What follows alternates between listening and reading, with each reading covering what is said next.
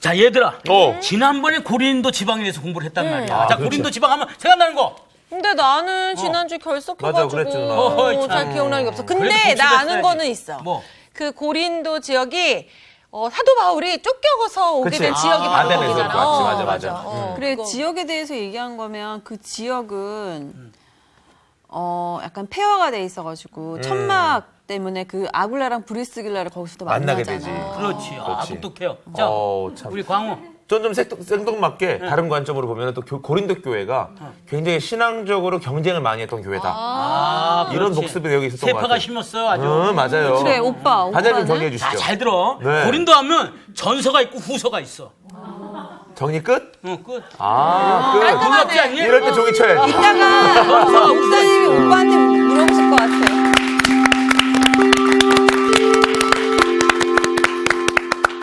잘 지냈어요? 안녕하세요. 뭐 하고 있었어요? 네, 고린도에 대해서 복습하고 있었습니다. 복습? 네. 웬일로? 네. 그 복습. 깔끔하게 정리를 해주네. 네. 오빠가. 그래요? 네. 예, 그 복습 좀 한번 합시다. 우리 지난 시간에는 고린도 전서 시작하기 전에 개요에 대해서, 서론에 대해서 네. 공부를 했었죠. 자, 누가 고린도라는 책이 쓰여지게 된 배경에 대해서 좀 설명할 수 있는 사람. 반장님이 아까 확실히 네, 아마 정리를 오빠가 했었던 걸로. 많이 알더라고요. 이 사람들이 아주. 다른 사람한테 미루지 말고 네. 우리 저기 예! 네, 아니 아까 우리 주은 누나가 정리를 좀 잘해준 것 같은데. 어떻게? 바울이 아덴이라는 지역에서 쫓겨와서 고린도 지방으로 오게 되면서 또 다 바울이 가지고 있었던 또 다른 직업, 그 천막에 대한 부분들 때문에 이렇게 그 당시 또 이렇게 유민들 또 다른 곳에서 오신 그런 분들이 많아서 이렇게 천막 사업이 유행을 했던 때입니다. 그래서 그 천막 사업들의 관계를 맺으려고 갔던 자리에서 브리스길라와 아굴라를 만나게 되죠. 그것이 이제 고린도 교회의 개척의 시작이 되는 상황이 됐다라고 목사님 말씀해 주셨고요. 그 뒤는 반장님이 해주실 거라고 생각합니다. 고린도 교회의 탄생을 뭐 얘기하신 것 같아요. 고린도 이제 전서와 후서를 쓰여진 배경은 아무래도 이제 바울이 쫓겨나면서 고린도 교회의 그 안 좋은 소식을 듣다 보니까 그 고린도 교회에다가 이렇게 좀 해라 하고 전서는 좀 이렇게 타이르는 쪽으로 갔고 그렇죠. 후서는 다시 그래, 괜찮아. 그래, 너 잘하고 있어. 이렇게 좀 이렇게 위로하는 식으로 갔습니다. 좀 엉성해요. 맞는 것 같은데. 우리 조수희 학생은 지난 시간에 가정일로 결석했었죠? 네, 근데 양쪽의 얘기를 들으니까 무슨 얘기인지 잘 대충 모르겠어요. 모르겠지? 감이 안 그래서 잡혀요. 공부해야 돼. 그러니까 설명을 하려면 안 나온 사람이 이해가 되더라고요. 그렇지. 설명을 하든지. 죄송합니다. 우리 마지막으로 우리 주은 학생 한번. 역시 그래도. 아니 제가 그치? 얘기했던 걸 아빠가 얘기해가지고 그러니까 그 얘기를 잘못 전달한 것 같아요. 잘못했습니다. 거기가 폐허가 됐던 지역이었잖아요. 폐허가 아니고, 자, 여기 보세요. 여기. 내가 없을 때 공부 잘 집중해서. 아까 아덴까지는 나왔죠? 네. 네. 예. 아덴이라는 도시에서 복음 전하다가 할 수 없이 밀려가죠. 밀려서 온 데가 어디라고요? 고린도. 예, 고린도라는 항구 도시예요. 근데 이 항구 도시는 굉장히 음란한 도시예요. 돈이 많고 네. 문명이 교차되는 그런 가치도 좀 혼잡스럽고 돈이 넘실내다 보니까 사람이 돈 많아지면 쓸데없는 짓들 많이 하죠. 그래서 이 도시는 지식의 욕구도 강하고 물질도 넘쳐나고 말하자면 먹고 놀기 아주 좋은 그런 아주 퇴폐적인, 폐허가 아니라 퇴폐적인 그런 도시였어요. 그런데 이 시대에 바울이 아덴에서 이렇게 쫓겨올 때 맞물리는 시대적 상황이 있었어요. 이게 뭐냐면 로마의 황제가 글라우디오라는 황제가 모든 예수 믿는 사람들을 추방을 하죠. 로마에서. 기억납니까? 네. 추방을 해서 추방된 사람들이 어디로 와요? 고린도. 그러니까 자연히 고린도 도시에는 피난민들로 네. 넘쳐나겠죠. 이렇게 유입된 난민들이 많아지다 보니까 그래서 천막을 했다. 그렇죠. 그러다 보니까 뭐가 많이 필요하겠어요? 천막. 예. 근데 마침 사도 바울도 직업이 자격증 있죠. 천막을 만드는 기술을 갖고 있었어요. 자, 바울도 고린도 도시에 홀로 떨어져서 난감한 상태고 고린도 항구 도시의 지금 상황도 이렇고 그럼 자연히 바울이 먹고 살기 위해서 무슨 직업을 찾았겠어요? 천막. 텐트 천막 만드는 직업을 찾았단 말이에요. 그래서 천막 만드는 직업을 가진 부부를 만나죠. 네. 그 부부 이름이 아굴라, 브리스길라, 브리스길라. 아굴라와 브리스길라. 브리스길라. 이 사람들이 로마에서 온 사람들이에요. 네. 이 사람들도 로마에서 네, 쫓겨서 온 사람들이에요. 이 집에 합류가 됩니다. 왜? 업이 같으므로. 이해가 되죠? 네. 그래서 고린도 교회가 이 집에서 시작이 돼요. 그러니까 바울도 쫓겨온 사람이고 두 부부도 쫓겨온 사람인데 항구 도시 고린도에서 만남이 이루어지고 여기에서 놀랍게도 하나님의 교회가 시작이 되는 거예요. 자, 그런데 이때는 이제 세 번째 장면으로 넘어가면 한 목회자가 한 교회를 20년, 30년씩 목회할 수 있는 상황이 아니란 말이에요. 왜 그랬을까요? 전해들 곳이 많으니까. 그렇죠. 전할 사람은 적고 전해야 될 곳은 많고 하니까 기초만 다져놓고는 떠나야 돼요. 그래서 바울이 여기에서 사역을 마치고 에베소로 가죠. 네. 여기에서 또 열심히 사역을 전하고 있는데 고린도 교회에서 문제가 생긴 겁니다. 아직 설립된 지 얼마 안 된 교회이다 보니까 교회가 여러 가지 어리석은 일들이 불거지기 시작했어요. 그래서 그 소식을 듣고 쓴 편지가 고린도 전서. 첫 번째 책 고린도 전서. 전서가 되는 겁니다. 그러면 주로 이 고린도 전서의 톤이 어떤 톤이었겠나 그 말이에요. 화난 톤. 질책하고 야단치는 톤이었어요. 이해가 되죠? 네. 아까 우리 반장이 그 얘기 하려고 그랬죠? 예. 야, 어쩜 이렇게 제가 얘기하려는 거를. 근데 많이 다르다. 아이, 네, 그래서 미세한 차이가 있는데 그 뉘앙스가 사실은 어떤 때는 본질을 흐릴 수가 있단 말이에요. 근데 시간이 짧다 보니까 설명하기가 좀. 그 입 다물라. 핑계대지 말고. 그 바울이 이 고린도 전서를 쓰면서도 보내놓고도 걱정을 한 거예요. 네. 아, 이거 어린 교회인데 내가 너무 과격하게 얘기 안 했나. 인간적으로 염려를 했죠. 게다가 또 심부름 보낸 양반이 안 와. 네. 아, 이게 무슨 일이 생겼구나. 네. 걱정을 하고 있는데 심부름 간 친구가 와서 깜짝 놀랄 만한 소식을 전해줘요. 선생님, 걱정하셨죠? 염려하지 마세요. 선생님께서 성령의 감동을 받아서 간절히 기록한 그 서신을 고린도 교회에 있는 교회들이 다 회람하여 읽고 얼마나 회개하고 뉘우치고 깨닫는지 제가 참 역시 하나님의 말씀을 제대로 받은 사람들은 언젠가는 꽃이 피고 열매가 맺는구나를 눈으로 똑똑히 확인하고 왔습니다. 라고 바울에게 보고를 한 거예요. 바울이 또 얼마나 마음이 흐뭇했겠어요. 그러면 그렇지. 그래서 이제 다시 편지를 씁니다. 후서죠, 그게. 그래서 이제 두 번째 편지는 어떤 톤이었을까요? 위로와 사랑. 더 막 야단치고 그랬을까요? 격려. 그렇죠.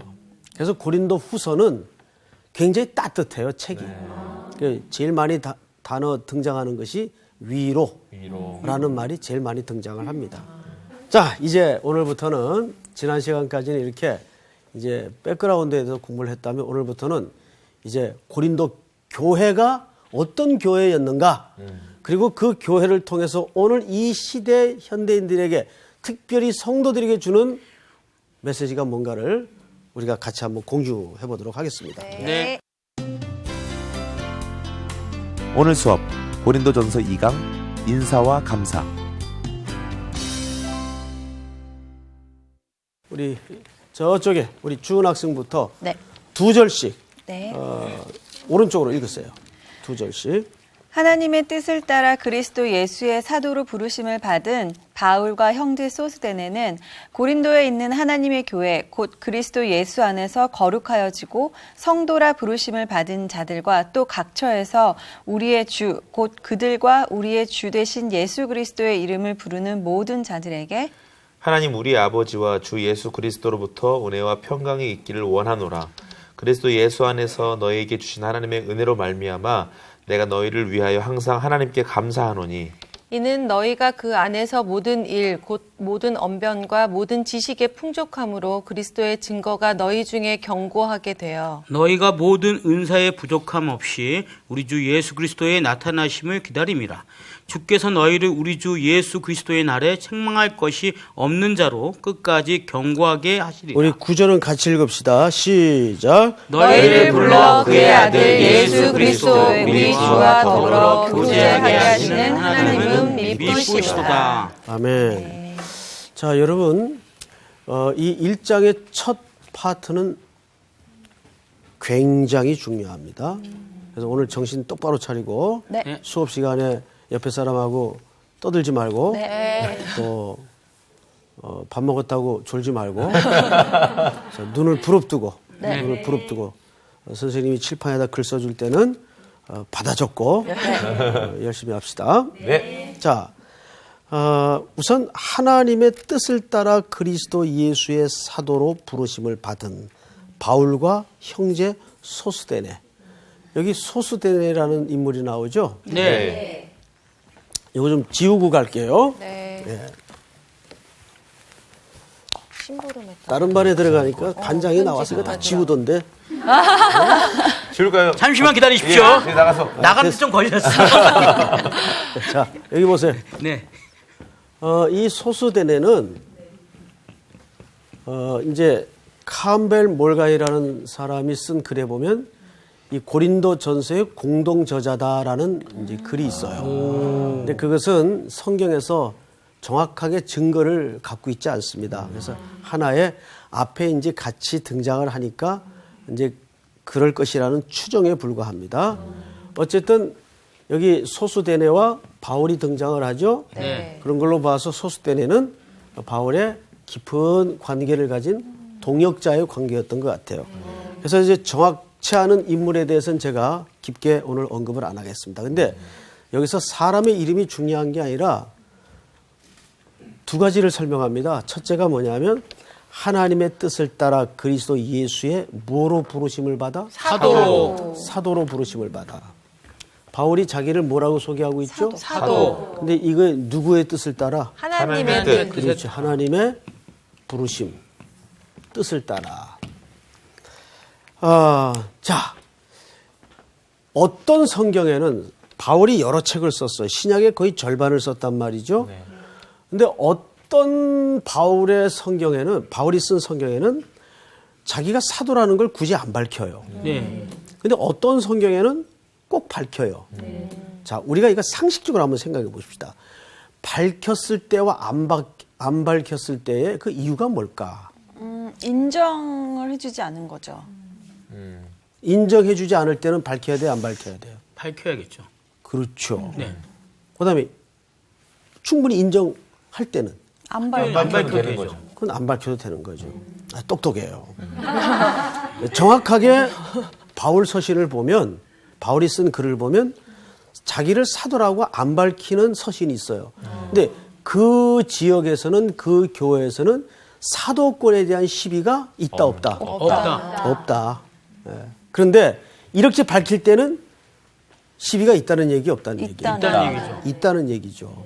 자, 그러면 아이고 뭐 시비를 걸든 말든 자기가 사도면 되는 거지 꼭 이렇게 뭐 쓸 필요가 있나? 자, 그럼에도 불구하고 바울이 그 정도 모를까요? 그런데 썼어요. 내가 사도다.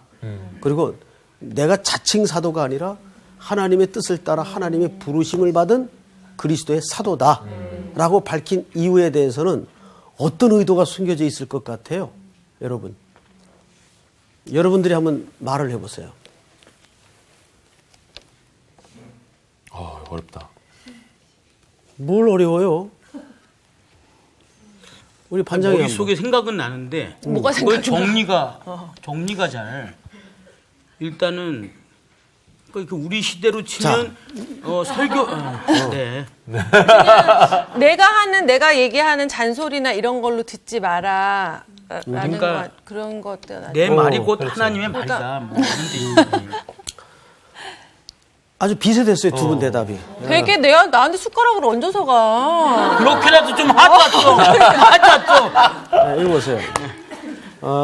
이제 성서학당의 송 목사가 이제 이렇게 성경을 가르치고 있는데 저 뒤에서 누가 루머를 퍼뜨렸어. 네. 송 목사 한 수 가짜래. 돈 주고 샀대. 어디서도 목사 한 수 받은 적이 없대. 그러면 여러분들이 지금까지 송 목사한테 성경을 배웠던 모든 것들이 다 어떻게 될까요? 이거 가짜 아니야? 뭐 이런 식으로. 그거 다 무너지는 거죠. 네. 신뢰가 떨어지죠. 그럼 뭐가 손해가 될까요? 복음이 훼손이 되는 거예요. 그러니까 바울이 저기에서 자기가 기업과 사도라고 밝히는 이유에 대해서는 자기 자신을 변호하기 위해서가 아니에요. 뭘 변호하기 위해서일까요? 복음을 변호하기 위해서. 왜? 자기가 그동안 피땀 흘려서 눈물로 기도로 전했던 모든 복음이 자기가 가짜가 되면 그것도 가짜가 되는 거예요. 네. 그렇지 않겠어요? 그러니까 이것은 개인적 차원의 자기 변호가 아니에요. 그래서 반드시 시비가 불거졌던 현장에 대해서는 사도라고 밝히는 이유가 거기 있는 겁니다. 아멘? 네. 네. 그래서 여러분, 이거는 PR이라는 개념이 아니에요. 그래서 그리스도인으로서 또 자기의 분명한 정체성을 밝혀야 될 때가 있지 않습니까? 네. 자, 넘어가십시다. 네. 2절을 볼까요? 고린도에 있는 하나님의 뭐? 교회. 자, 여기 보세요. 이런 표현들을 여러분이 무심히 지나가면 성경을 절반도 못 읽고 지나가는 겁니다. 잘 보시면 고린도에 있는 하나님의 뭐요? 교회. 고린도의 교회는 어떤 교회였을까요? 가정교회. 그렇죠. 고린도에 그때는 무슨 어느 지역에다가 이렇게 십자가 달린 예배당 건물을 지어놓고 이런 교회가 없었단 말이에요. 상훈네 집에 모이는 교회, 수인의 집에 모이는 교회, 광훈의 집에 모이는 교회, 주은네 집에 모이는 교회 이렇게 가정마다 모임이 구성됐어요. 그런데 놀라운 것은 이렇게 각각 가정마다 교회라는 모임이 구성이 되지만 이 전체를 무슨 교회라 그래요? 하나님의 교회라 합니다. 하나님의 교회. 자, 여기에서 사도 바울이 교회라는 말을 썼어요. 이 교회라는 말은 에클레시아. 이런 말 들어보셨죠? 네. 네. 뭐 성서학당 정도 학생 되면 이 정도 말은 기억이 돼야 돼요. 에클레시아라는 말은 사실 교회에서 처음으로 썼던 단어가 아니에요. 이 말은 무슨 뜻인가 하면 이 헬라 시대에는 각 지역마다 조그만 소그룹 그 전문 커뮤니티가 많았어요. 그걸 전부 에클레시아라고 그럽니다. 그러니까 어디로부터 불러냄을 입은 자들이란 뜻이에요. 뭐 이런 동회 같은 개념이죠. 예? 그 단어를 사도 바울이 차용을 합니다. 그래서 어디로부터 불러냄을 입은 자. 그러니까 우리는 어디로부터 불러냄을 입은 자일까요? 죄악과 사망과 죽음으로부터 불러냄을 입은 자들의 모임이 뭐예요? 에클레시아, 교회라는 뜻입니다. 자, 근데 여기 또 하나의 중요한 개념이 있어요. 우리가 보통 교회는 두 가지 개념의 교회가 있어요. 우리 반장 한번 얘기해 보세요. 어떤 교회가 있을까요? 교회는 크게 두 가지 개념의 교회가 있어요. 인상 쓰지 마시고. 장소. 두 가지 개념의 교회. 보이는 교회가 있고 안 보이는 교회가 있습니다. 옳지. 아, 제대로 짚었어.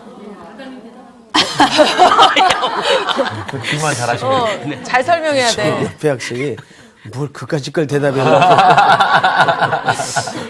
잘 설명해야 돼. 근데 아주 중요한 대답을 했어요. 교회는 보이는 교회와 안 보이는 교회가 있어요. 자, 보이는 교회는 뭐냐면 보통 우리가 상식적으로 로컬 처치라 그래요. 제가 심호하고 있는 삼일교회, 네. 상훈 씨가 다니고 있는 포이에마 교회, 맞죠? 네. 수희 학생은 어느 교회 다니시죠? 새생명교회를 다니는. 새생명교회. 네. 우리 강호 학생은 하남교회. 하남교회. 주은 학생은 드림교회요. 드림교회. 이런 걸 이제 보이는 교회, 로컬 처치죠. 각 지역마다 편의에 따라서 있는 교회인데, 그런데 문제는 뭐냐면 이 교회들이 전부 각각 머리가 달라요? 아니요. 아니요, 하나. 달라요? 아니요. 머리는 누구세요? 예수 그리스도. 예. 예수 그리스도라는 머리에 다 하나의 교회예요. 네. 그걸 오늘 사도 바울이 고린도에 있는 하나님의 교회. 자, 여기에서 우리는 아주 중요한 생각을 다시 한번 새롭게 가져야 돼요. 우리 교회만 잘 된다 해서 좋을 일이 아니죠. 다른 교회가 아픔을 겪으면 그리스도의 몸이 고통을 당하는 거예요. 이런 논리가 불가능하잖아요. 손가락이 장난치다가 다쳤어요. 그러면 제가 자식 쌤통이다 까불더니 근데 너 다칠 줄 알았다. 넌 싸. 그래요? 아니죠. 같이. 손 다치면 아이고 아파. 자연히 감싸죠. 아이고 아파. 그러니까 우리가 이 마음이 굉장히 오늘날 필요해요. 그런 연약한 교회 또 넘어지는 교회에 대해서 손가락질하고 칼질하는 거 누구나 해요. 어둠의 권세 잡은 자들도 하고 해요. 근데 중요한 것은 우리가 그리스도의 몸이라는 차원에서 정말 그 아픔을 내 고통으로 끌어안고 같이 기도해주고 같이 걱정해주고 같이 야단쳐주고 이럴 수 있어야 된단 말이에요. 왜 그래야 될까요? 한 몸이니까. 하나의 몸이기 때문에. 보이지 않는 하나의 몸이잖아요. 그렇죠? 근데 우리 이제 기독교는 제일 그 약한 부분이 이 부분이에요. 도시에 많은 큰 교회들이 있죠. 네. 근데 그 큰 교회들이 사실 홀로 컸을까요? 그렇지 않아요, 여러분. 이렇게 지방을 다녀보세요. 저는 이제 지방에 자주 이렇게 다녀보면 소위 이제 강줄기로 말하면 색강들이죠. 네. 색강이 죽으면 본줄기가 살아요, 죽어요? 그렇죠. 죽죠. 색강이 살아야 돼요. 오늘날 이 서울만 해도 1,000만이 모여 살아요. 인구 절반에 가까운 숫자가. 근데 그들 몇몇을 다 찾아보면 서울에서 그대로 자라가지고 여기 지내는 사람이 거의 없어요. 90%가 시골 사람. 저도 시골 사람이에요. 다 시골 사람이에요. 얼굴 보면 알잖아요. 어떻게 하셨지? 저는 서울 사람이에요. 역시. 보면은 다 시골에서 조그만 교회에서 그저 한 20명, 30명 있는 교회에서 신앙생활하다가 머리 크면은 돈 벌겠다고 성공하겠다고 학교 들어간다고 직장 잡겠다고 서울로 다 올라와가지고 서울로 모여서 드는 거예요. 지금 지방의 시골 교회들이 텅텅 비어가요. 연세 높으신 어르신들만 뭐 제일 어린 성도가 뭐 73세 뭐 이런 기가 막힌 현실. 이게 지금 실제 현실입니다. 그래서 그런 교회도 우리가 하나님의 교회라는 인식을 가져야 돼요. 기도할 때는 한국 교회를 위해서 기도하고 세계 교회를 위해서 기도해야 돼요. 또 선교 현장에 가보세요. 기가 막혀요. 지금도 저도 지난주에 캄보디아를 다녀왔는데 저 시아노크 빌이라는 곳에서 거슬러 올라오면서 우리 청년들이 활동하고 있는 그 문명의 혜택을 받지 못하는 험한 데를 가봤어요. 정말 문명의 혜택을 받지 못하고 살아가는데 먹는 건 말할 것도 없고 파리 반 밥 반이에요. 예, 그런 음식을 먹으면서 좀 진짜 불도 안 들어오고 거의 맨바닥 같은 데서 쓰러져 자고 그런데 거기서도 신앙생활이 이루어지고 있어요. 거기도 하나님의 교회예요. 응? 네. 그런 인식을 잊지 말아요. 아, 근데 목사님, 에클레시아하고 그 디아스포라하고는 좀 다른 개념이겠죠? 그렇죠.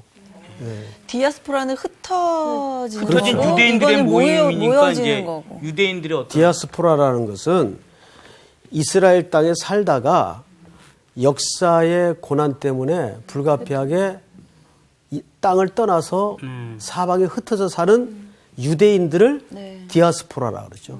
이분들을. 응? 예. 생뚱맞게. 첫날 줄 알았어. 자, 분위기 그다음에 전향하려고. 고린도에 있는 하나님의 교회 곧 그리스도 예수 안에서 거룩하여지고 뭐라 부르심을 받은 자들? 성도. 자, 여러분들을 뭐라고 불렀죠? 성도. 성도가 뭐예요? 한자 말로 거룩할 성에 거룩할- 물이 도자죠. 예. 예. 자, 거룩해요? 저는 거룩합니다. 당황스럽네요. 목사님이 그렇게 하라고 시켰습니다. 당당하라고 시켰습니다. 맞습니다. 목사님이. 예, 맞아요. 제가 그렇게 시켰어요. 미리 짠 건 아니고 제가 일관되게 자, 이런 걸 뭐라 그러냐면 미래 완료 형식이라 그래요. 기억나시죠? 네. 예, 아직은 거룩하지 않지만 하나님이 여러분들을 택정하여 부르실 때는 현재 상태를 보신 것이 아니라 하나님이 택하셔서 완성시킬 조감도를 본 거예요.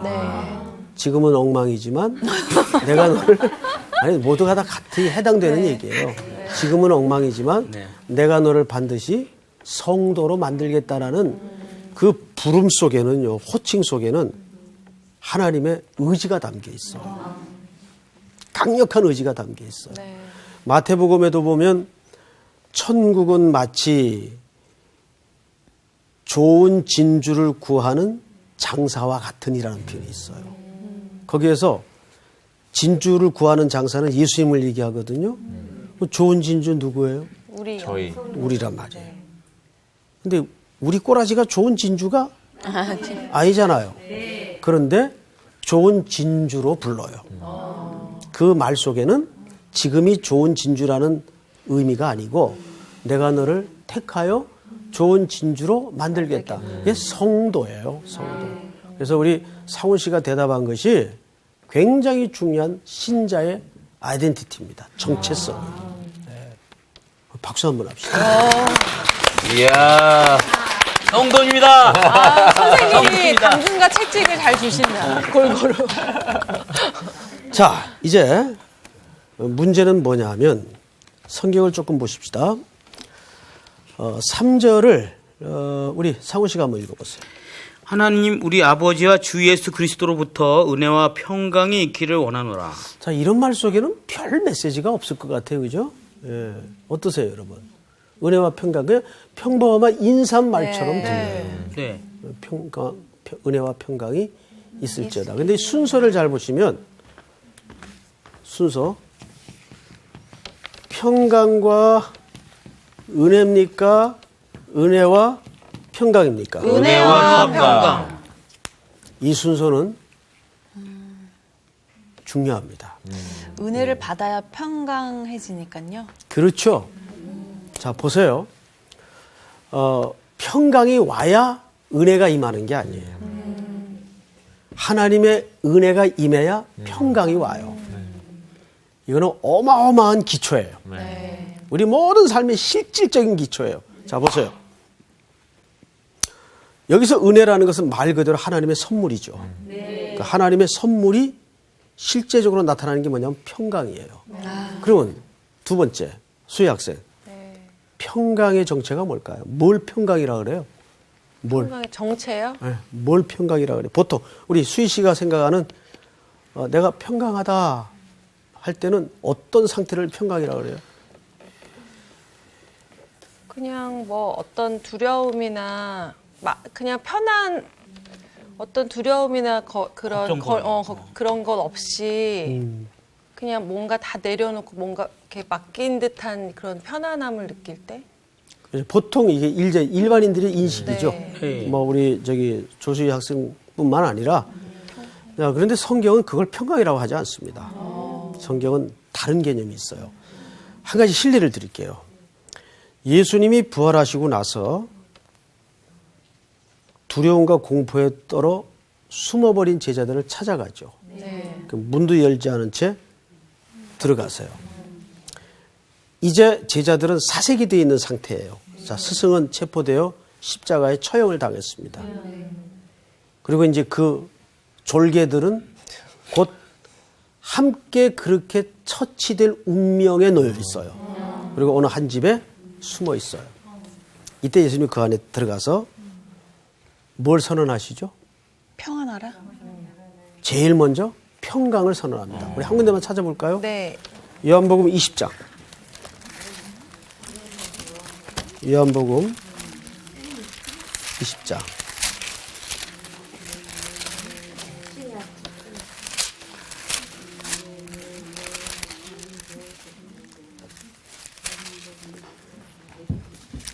(19절서부터) 조수의 학생 한번 읽어보세요.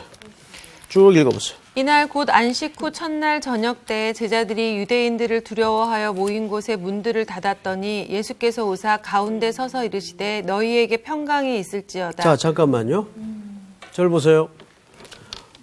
이렇게 찾아오신 예수님이 첫 번째 선언이 뭐였어요? 너희에게 평강이 있을지어다. 평강을 선언하시죠. 그 다음에 20절 계속 읽어보세요. 이 말씀을 하시고 손과 옆구리를 보이시니 제자들이 주를 보고 기뻐하더라. 계속해서 예수께서 또 이르시되 너희에게 평강이 있을지어다. 아버지께서 나를 보내신 것 같이 나도 너희를 보내노라. 예수님이 평강을 몇 번 말씀하셨어요? 두 번. 두 번을 말씀하셨다는 건 강조법이에요. 네. 그렇죠? 네. 여러분들도 중요한 건 반복하죠? 네. 예, 애들은 잔소리라 그러지만 중요한 건 반복해요. 반복하는 강조법이에요. 자, 그런데 그 다음에 이런 말씀이 있어요. 22절 그 옆에 우리 광호 학생. 이 말씀을 하시고 그들을 향하사 숨을 내쉬며 이르시되 성령을 받으라. 아멘. 자, 여기 보세요. 예수님이 평강을 강조하여 두 번 선언하시고 나서 하신 말이 뭐냐면 숨을 내쉬며 가라사대 너희가 성령을 받으라. 자, 성경에는 제가 오래전에 이 클래스에서 분명히 말씀드린 기억이 나요. 광호 학생 기억나죠? 네. 눈을 피하지 말고. 고개를 갑자기 어떻게 하셨지? 성경에는 하나님이 숨을 쉰 두 장면이 있다 그랬어요. 첫 번째 장면 어디에? 우리를 흙으로 빚어 만드신 에덴 동산. 그렇죠. 에덴 동산. 그 코에 생기를 불어넣으셨다. 그러자 뭐가 되죠? 생명이 된 산영이 되었단 말이에요. 인간이 됐어요. 하나님의 호흡을 통해서 인간은 인간이 되는 거예요. 그런데 우리에게 죄가 찾아오죠. 죄가 찾아온 결과가 뭐예요? 사망. 사망을 실질적으로 표현하면 하나님과 관계가 끊어지는 거예요. 근데 오늘 예수님이 여기서 평강을 선언하시면서 뭘 받으라? 성령을 받으라. 뭘 하시면서? 숨을 내쉬면 두 번째 창조를 얘기하는 거예요. 죽은 생명들에게 재창조를 하시는 거예요. 십자가 사건의 완성을 통해서. 근데 그 사역에 누가 동참이 되냐 하면 성령님이 역사하시는 거예요. 그래서 숨을 내쉬며 가라사대 이게 두 번째 숨 쉬는 장면이에요. 그러자 죽었던 영혼들이 구원을 받고 눈이 열어지고 십자가의 의미를 깨닫게 되는 거죠. 그런데 뭘 선언하신 이후에 이 말을 하셨어요? 평강이 있으라. 그러니까 평강은 뭐예요? 하나님과의 관계가 회복돼. 그렇죠. 성경에서 평강이라는 것은 하나님과의 관계가 회복되는 걸 평강이라고 해요. 사람이 왜 두렵고 걱정이 많고 염려가 쌓이고 불안하죠? 하나님과의 관계가 끊어져서 그래요. 관계가. 그래서 그런 것들이 치워진다고 불안과 염려와 공포가 없어지는 게 아니라 근본적인 게 뭐냐면 끊어졌던 하나님과의 관계가 회복될 때 평강이 찾아오는 거예요. 그래서 평강이 먼저입니까? 은혜가 먼저입니까? 은혜가 먼저죠. 은혜가 아니라 은혜. 은혜가 아니고 경상도 분 같은데? 맞죠? 네. 경상도 사람들이 중모음을 못해요. 네? 네. 은혜가 아니라 은혜입니다. 은혜. 네. 그래서 은혜와 평강을 그래서 이렇게 순서대로 설명하는 거예요. 네. 아멘? 아멘. 자, 이런 인사들이 그냥 괜한 인사가 아니란 말이에요. 진짜. 자, 그 다음에 보십시다. 4절. 그리스도 예수 안에서 너에게 주신 하나님의 은혜로 말미암아. 이게 또 은혜가 나오죠? 네. 내가 너희를 위하여 항상 하나님께 감사한다. 사도 바울이 감사했던 것은 어떤 결과에 대해서 감사하고 무슨 일에 대해서 감사했습니까? 성도를 감사했습니까? 성도를. 이게 중요한 시각이에요. 왜 이 말을 의도적으로 한지 아세요? 고린도 교회 사람들의 영적인 상태가 지금 일에 초점을 맞추고 있었어요. 넌 무슨 은사 받았냐? 나 은사 없는데? 경쟁. 이렇게 자꾸 은사 문제로 이게 은혜인데 네. 은혜인데 은사 문제로 경쟁을 하기 시작하고 경쟁은 뭘 낳죠? 정죄와 판단을 낳아요. 네? 그래서 교회가 이 땅에 존재해야 되는 본질을 놓쳐버리기 시작했어요. 교회가 존재하는 이유가 뭐예요? 사람이거든요. 네? 그래서 바울이 일에 대해서 어떤 결과와 수치에 대해서 감사한 게 아니고 너희를 감사한다. 여러분, 제가 묻는 질문에 한번 손들어 보세요. 애를 낳으면 써먹으려고 애 낳는 사람 손들어 보세요. 내가 여자식 낳아가지고 품팔이 시켜야 되겠다. 아이고야, 누가. 그러려고 애 낳는 사람 손들어 봐요. 없죠? 네. 그런 부모는 없어요. 하나님이 우리를 구원하실 때는 이거 구원시켜가지고 무슨 일 시켜 먹을까? 그런데 한국교회가 지금 분위기가 그쪽으로 가고 있어요. 아주 격하게 맞아요. 동의하시는데 너무 마저를. 한국교회가 그래서 성도들을 보는 관점이 굉장히 소모품 개념으로 이해를 해요. 하나님은 성도들이 무슨 일을 하느냐 보다도 더 중요한 게 여러분을 관심 가지세요. 이해가 됩니까? 네. 이거는 여러분들이 내가 교회 멤버십을 가지고 교회 안에 성도로 존재해야 되는 이유 중에 무지무지한 기초입니다. 그런데 오늘날 어쩌다 한국교회 분위기는 마치 무슨 일하기 위해서 모인 집단들 같아요. 일 중요하죠. 그런데 반복해서 얘기하지만 그 일마저도 사실은 사람을 키우기 위해서 일거리를 주는 거예요. 그래서 사도 바울이 4절에 이렇게 돼 있죠. 너희를 위하여 항상 하나님께 감사하노니 이는 너희가 그 안에서 모든 일 곧 모든 언변과 모든 지식에 풍족함으로 그리스도의 증거가 너희 중에 견고하게 되어 너희가 모든 은사의 부족함이 없이 우리 주 예수 그리스도의 나타나심을 기다림이라. 이 말이 굉장히 좀 칭찬 같죠? 그래서 여러분들 성경을 읽을 때 깊이 하나님 앞에 뭐라 그래야 될까요? 성경을 읽으면서 대화를 해야 돼요. 이 말은 칭찬이 아니라 그래 네가 잘난 거 알고 은사 있는 거 알고 능력 있는 거 아는데 그 말이에요. 그러면 그게 은사 능력 잘난 거 지금 칭찬하는 거예요? 아니죠. 그거 아니잖아요. 이 이야기를 바울이 좀 고린도 교회 성도들에게 그런 뉘앙스로 하는 겁니다. 내가 너희들 잘난 거 다 안다. 은사도 많은 거 알고 똑똑한 것도 알고 돈 가지고 부채질하는 것도 알고 다 안다. 그런데 그 모든 것들이 무엇을 위해서 쓰임받기를 원한다. 너희들이 자라가는데 소용되기를 원한다. 그 말이에요. 그래서 성경을 잘 봐요. 자, 8절. 주께서 너희를 우리 주 예수 그리스도의 날에 책망할 것이 없는 자로 끝까지 견고하게 하시리라. 자, 책망할 것이 없는 자 끝까지 견고하게 한다라는 말은 뭘 전제로 한 이야기일까요? 어떤 부족함과 연약함을 전제로 한 얘기죠. 네. 그래야 안 그래요? 네. 그렇죠. 그러니까 우리가 하나님이 교회에 은사를 주었다는 것은 그 은사 가지고 짠하고 잘났다고 나타나라는 게 아니에요. 은사 자체가 상대방의 연약함을 보완해주고 도와주라는데 그 은사가 너에게 쓰여지기를 원한다 그 뜻이에요.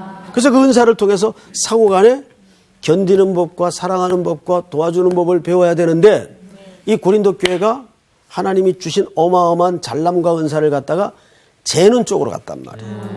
그러다 보니까 은사를 못 가진 사람은 어떻게 될까? 어떻게 되겠어요? 도태되고 소외되고. 열등 소외당 그렇죠. 무시당하고.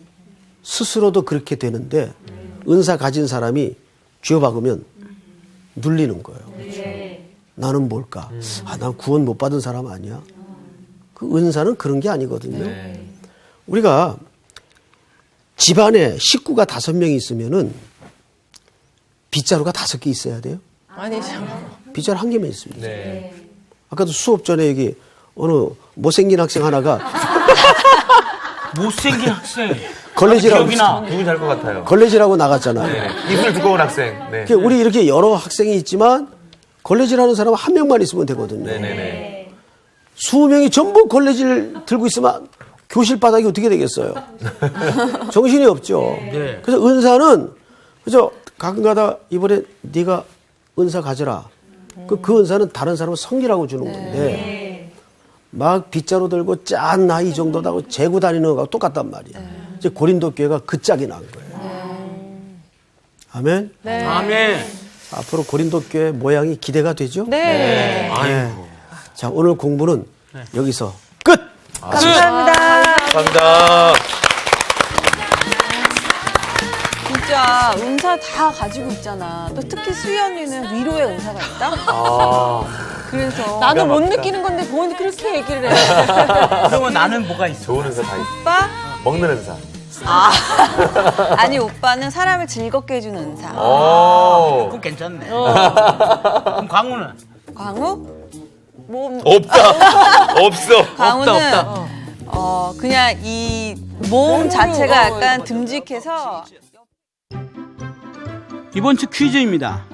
오병이어 사건 이후에 예수님의 제자들은 벳세다를 향해 출발했습니다. 그러나 배가 도착한 곳은 어디일까요?